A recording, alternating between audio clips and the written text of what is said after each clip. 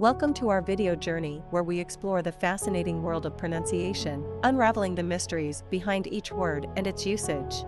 In this video, the word is ablaze. Ablaze.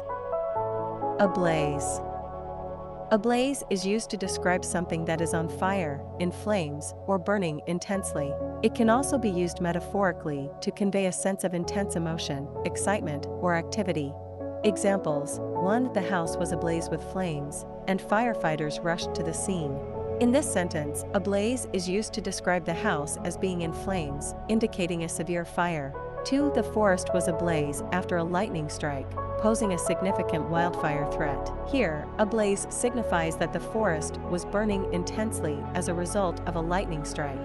Stay tuned for more linguistic wonders and join us in unlocking the magic of language. Thanks for watching, and until next time, keep speaking, writing, and embracing the beauty of words.